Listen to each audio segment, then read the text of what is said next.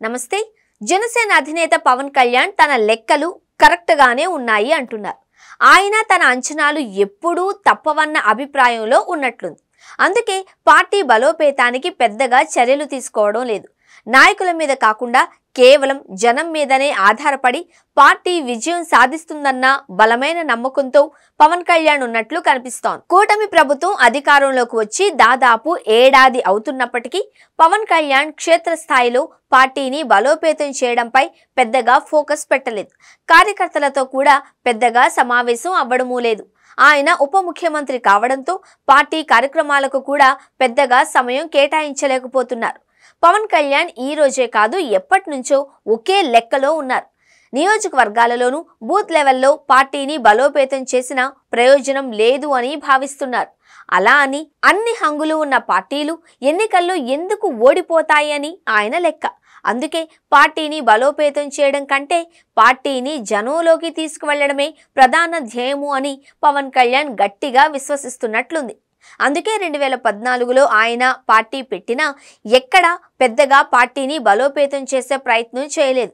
కేవలం కొన్ని జిల్లాల్లో తనకు నమ్మకమైన వారికి మాత్రమే జిల్లా బాధ్యతల పగ్గాలను అప్పగించారు. నేతల పట్ల ఓట్లు రావు అని, పార్టీ మీద నమ్మకం ఉంటే జనం వెంట నిలబడతారు అని పవన్ కళ్యాణ్ బలంగా నమ్ముతున్నారు. 2014లో పార్టీ పెట్టిన 2019 ఎన్నికల్లో మాత్రమే ఆయన సింబల్తో బరిలోకి దిగారు. అయితే అన్ని స్థానాలలో పోటీ చేసిన కేవలం ఒకే ఒక్క స్థానంలో గెలిచింది. తాను పోటీ చేసిన 2 నియోజకవర్గాలలోనూ ఓటమి పాలయ్యారు. అంటే నమ్మకం లేకనే ప్రజలు తనకు అండగా నిలబడలేదు అని నమ్ముతున్నారు. అదే 2024లో 21 నియోజకవర్గాలలో పోటీ చేస్తే 100% స్ట్రైక్ రేట్తో అన్ని చోట్ల గెలిచారు. 2 పార్లమెంటు స్థానాలను గెలుచుకున్నారు. అయితే ఎన్నికలకు ముందు ఎంపిక చేసిన నేతలకే టికెట్లు ఇచ్చారు. ఆచితూచి వ్యవహరించడంతో ఈ ఎన్నికల్లో వారు గెలిచారు అని పవన్ కళ్యాణ్ భావిస్తున్నారు. క్యాడర్ గ్రామాన ఉన్న వాడవాడలా నేతలు ఉన్నా పార్టీకి ఇబ్బందులే తప్ప ప్రయోజనం ఉండదు అన్న పవన్ లెక్కలు కరెక్టేనని అనిపిస్తున్నాయి. ఇప్పటికీ కొన్ని జిల్లాల్లోనే జనసేన ఉంది. పాత విజయనగరం, విశాఖపట్నం, తూర్పుగోదావరి, పశ్చిమ గోదావరి, కృష్ణా, గుంటూరు, చిత్తూరు జిల్లాల్లోనే ఎమ్మెల్యేలందరూ విజయం సాధించారు.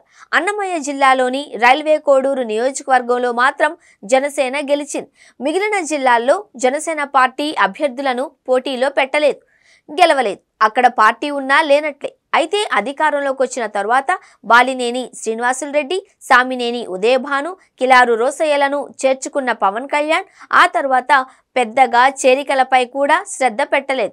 అందుకు కారణం తన లెక్క కరెక్టే అయితే వచ్చే ఎన్నికల నాటికి నేతలు వారంతట వారే వస్తారు అని, టికెట్లు ఇచ్చిన వారంతా గెలవాలన్న ఉద్దేశంతో పవన్ కళ్యాణ్ పార్టీని పూర్తిగా పక్కన పెట్టేసినట్లు కనపడుతోంది. అనేక జిల్లాల్లో సరైన నాయకత్వం లేకపోయినా పెద్దగా పట్టించుకోవడం లేదు. అన్ని జిల్లాలకు తానే నాయకుడన్న భావనలో ఆయన ఉన్నట్లే కనపడుతోంది.